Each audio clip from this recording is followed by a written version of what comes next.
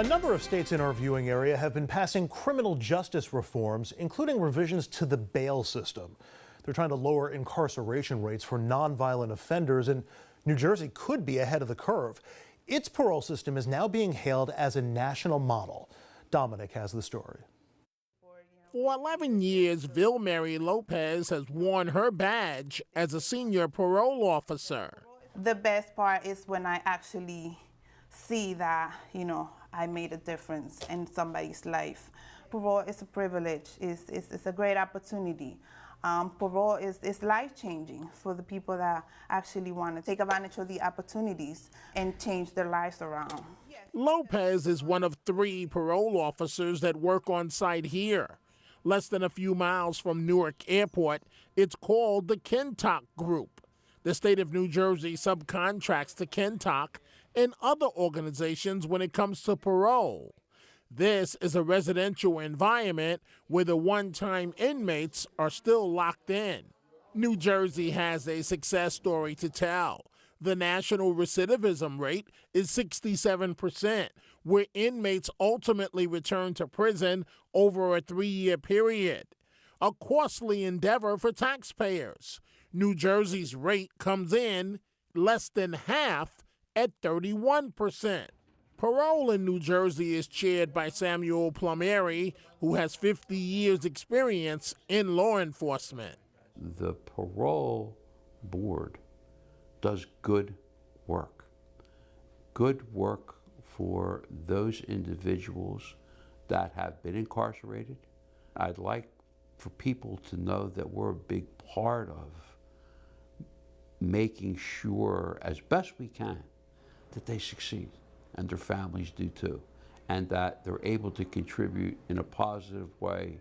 Because if you've been incarcerated for a long period of time, the world has changed. Even a short period of time, the world has changed. And being thrown out into the community, not knowing where to go or what to do can be hard.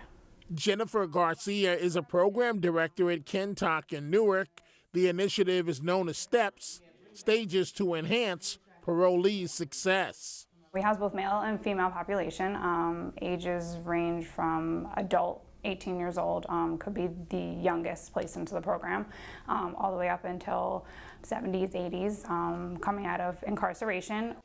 So, with the The state contracts for 8 different treatment programs with an emphasis on drug and alcohol treatment, all the way to employment skills. Politely calling their instructor Miss Kim, on this day the men are learning how to tie a tie. Look at the stats of some neighboring states. New York's recidivism rate is 44%, Delaware 70%, New Jersey again 31%. For as long as they are under our supervision, we continue to make sure that they adhere to the conditions of their parole. That is what happens. I think because we're forging those connections right from prison, as soon as they walk out the door, something's been set up with their release from prison. They're doing programming planning in New Jersey State prisons now, setting up with programs like reentry services to get out and then connecting them with jobs, whereas I think some other states are not quite there yet. I supervise the parole officers in the community programs throughout the state. Sergeant Robert Howell has been with New Jersey Parole for close to 19 years. I would have to credit all the programs we do with the Reset program, STEPS programs throughout the state. It gives an opportunity that if they're struggling out on the streets to come back and get some life-building skills, decision-making skills, get drug programming, assist with housing, and try to find them jobs. That's in lieu of locking them up and sending them back. In Newark, I'm Dominic Carter. Richard, let's go back to you in the studio. I'll take it from here instead. So, Dominic, first of all, great piece and a great program, and to see the benefits to the parolees, to the inmates, also the recidivism rate way down, all for the best, and of course saves money for the taxpayers of New Jersey too. Here's my question. When and if something goes wrong, and there's always going to be somebody who's out on parole, maybe gets early or extended parole through this program, commits a horrible crime. Do you think that people in New Jersey know enough about what it's doing that the program can survive that, or does all of this come tumbling down? It's always possible that circumstances can change, to answer your question directly. But I firmly believe that this program is so successful, saving taxpayers so much money, that the state of New Jersey is going to continue with this program, Andrew, going forward, no matter what. Because and it's not just about saving money, okay? I'm looking at it from a taxpayer's point of view. They really are changing lives. They really are. In the past, there's no other way to say this, states have basically, we don't like to admit this, given up on these individuals.